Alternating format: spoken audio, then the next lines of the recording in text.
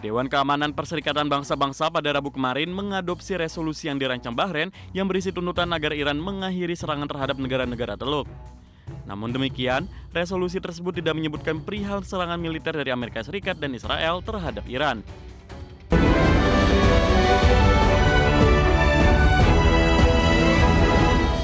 Dewan Keamanan PBB mengadopsi resolusi yang berisi tuntutan agar Iran menghentikan serangan terhadap negara Timur Tengah. Namun resolusi itu tidak menyebutkan agresi Amerika Serikat dan Israel terhadap negara-negara Timur Tengah.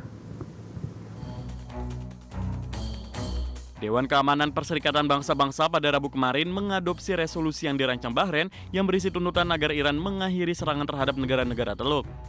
Namun demikian, resolusi tersebut tidak menyebutkan perihal serangan militer dari Amerika Serikat dan Israel terhadap Iran. Dalam pemungutan suara untuk menentukan persetujuan resolusi, 13 negara memberikan suara mendukung dokumen tersebut. Sementara Rusia dan Cina menyatakan absen. Resolusi tersebut mengecam serangan Iran terhadap Bahrain, Kuwait, Oman, Qatar, Arab Saudi, Uni Emirat Arab, dan Yordania. Resolusi itu juga menuntut agar serangan tersebut segera dihentikan. Namun resolusi itu tidak menyebutkan agresi Amerika Serikat dan Israel terhadap negara-negara Timur Tengah. Dan bahkan tidak menyerukan kedua negara tersebut untuk menghentikan serangan terhadap Iran. Di sisi lain, perwakilan tetap Iran untuk PBB, Amir Sayyid Iravani, mengkritik dokumen tersebut. Iravani menyatakan bahwa beberapa anggota Dewan berusaha membalikkan peran dan posisi korban dan agresor. Berbagai sumber IDX Channel. Pemirsa, Amerika Serikat pada Rabu kemarin menyatakan memveto resolusi Dewan Keamanan Perserikatan Bangsa-Bangsa yang disusun Rusia yang menyerukan gencatan senjata di Timur Tengah dan mengecam serangan terhadap warga sipil di wilayah setempat. Adapun Latvia juga menentang resolusi tersebut, sementara 9 lainnya abstain dan 4 negara anggota Dewan Keamanan PBB mendukung resolusi. Dokumen yang diserahkan oleh Rusia itu meminta seluruh pihak untuk segera menghentikan permusuhan di kawasan Timur Tengah dan sekitarnya. Rancangan tersebut juga mengecam semua serangan terhadap warga sipil dan menyerukan semua yang terlibat dalam eskalasi untuk kembali melakukan diplomasi meski tidak menyebutkan negara manapun. Selain itu, dokumen tersebut juga mencatat pentingnya menjamin keamanan semua negara di kawasan Timur Tengah dan sekitarnya. PBB juga menyatakan duka mendalam atas jatuhnya korban dalam konflik di Timur Tengah dan menegaskan kembali larangan penggunaan kekerasan terhadap integritas wilayah suatu negara.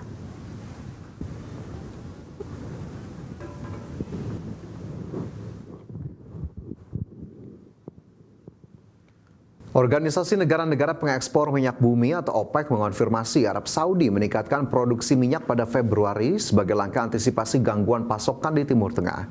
Langkah ini diambil menjelang serangan Amerika Serikat dan Israel ke Iran yang memicu ketegangan di pasar energi global. Organisasi negara-negara pengekspor minyak bumi OPEC dalam laporan bulanannya menyebut Arab Saudi meningkatkan produksi minyak pada Februari sebagai bagian dari rencana kontingensi menghadapi potensi gangguan pasokan di Timur Tengah. Langkah ini terkait ketegangan geopolitik menjelang serangan Amerika Serikat dan Israel ke Iran. Menurut data OPEC, produksi minyak Arab Saudi pada Februari mencapai 10,88 juta barel per hari. Sementara pasokan ke pasar tercatat 10,111 juta barel per hari, meningkat dibandingkan produksi Januari yang berada di level 10,10 juta barel per hari. Secara keseluruhan, produksi kelompok OPEC Plus yang mencakup anggota OPEC dan produsen lain seperti Rusia mencapai rata-rata 42,72 juta barel per hari pada Februari. Angka ini naik 445 ribu barel per hari dibandingkan Januari. Serangan yang terjadi pada 28 Februari memicu gangguan ekspor dan menghentikan produksi di beberapa lokasi. Kondisi ini turut mendorong kenaikan harga minyak di pasar global. Meski terjadi gejolak geopolitik, OPEC tetap mempertahankan proyeksi pertumbuhan permintaan minyak global. Organisasi tersebut memperkirakan permintaan minyak dunia akan tumbuh sekitar 1,38 juta barel per hari pada 2026.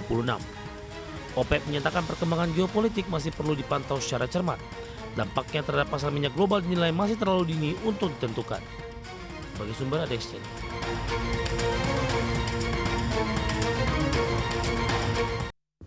Ya, pemerintah memperkirakan puncak arus mudik akan terjadi 2 gelombang dengan jumlah masyarakat yang mudik mencapai 143,9 juta orang. 52% pemudik diprediksi akan menggunakan mobil pribadi. Pemerintah memperkirakan akan ada 143,9 juta orang yang akan melakukan perjalanan mudik pada Lebaran tahun ini. Dari sisi moda transportasi, kendaraan pribadi masih menjadi pilihan utama masyarakat. Diperkirakan 52% pemudik akan menggunakan mobil pribadi, disusul sepeda motor dan bus umum serta kereta api. Menurut Menko Bidang Infrastruktur dan Pembangunan Kewilayahan Agus Harimurti Yudhoyono, puncak arus mudik akan terjadi pada 14 dan 15 Maret, serta 18 dan 19 Maret. Jawa Tengah dan Jawa Timur menjadi daerah yang paling banyak dituju pemudik, disusul Jawa Barat, Daerah Istimewa Yogyakarta, serta Sulawesi Selatan. Berdasarkan survei yang dilakukan oleh Kementerian Perhubungan, diperkirakan ada 143,9 juta perjalanan atau masyarakat yang melakukan mudik Lebaran. Sesuai dengan yang telah disimulasikan oleh Kementerian Perhubungan dihadapkan pada statistik Lebaran-Lebaran sebelumnya, diperkirakan puncak arus mudik itu akan jatuh di tanggal 14 dan 15 Maret. Kemudian puncak mudik kedua di tanggal 18 dan 19 Maret. Pemerintah juga telah memperkuat koordinasi lintas sektor, termasuk pemerintahan lembaga, pemerintah daerah, dan jajaran Polri untuk mengamankan arus mudik Lebaran. Jakarta, Anissa Rizkia, Novan Dwi Kusuma, ADEX Channel. Injourney Airports memprediksi jumlah penumpang di 37 bandara yang dikelola Injourney selama periode Lebaran mencapai 9 juta orang. Bandara Soekarno-Hatta dan Bandara I Gusti Ngurah Rai Bali diproyeksi menjadi yang tersibuk selama libur Lebaran. PT Aviasi Pariwisata Indonesia atau Injourney Airports memastikan kesiapannya dalam menghadapi arus mudik Lebaran tahun ini. Direktur Utama Injourney Maya Watono mengatakan, pergerakan penumpang di 37 bandara yang dikelola Injourney selama periode Lebaran diprediksi mencapai 9 juta orang. Jumlah ini meningkat sekitar 2% dibandingkan periode Lebaran tahun sebelumnya. Dengan pergerakan pesawat pada periode Lebaran yang diperkirakan naik 3,24% menjadi 63.000 lebih penerbangan. Bandara Soekarno-Hatta dan Bandara I Gusti Ngurah Rai Bali diproyeksi menjadi yang tersibuk dengan masing-masing pergerakan penumpang mencapai 1 hingga 3 juta jiwa. Kita 1 tahun ada 167 juta traffic seluruh Indonesia untuk 37 bandara. Saat periode Lebaran ini kita ekspektasinya ada 9 juta traffic, peningkatan 2% dibanding tahun lalu. Untuk mendukung operasional selama periode Lebaran, Injourney menyiagakan hampir 16.000 petugas di seluruh bandara yang dikelola. Jakarta, Divya Salsabila, Riki Anwar di IDX Channel.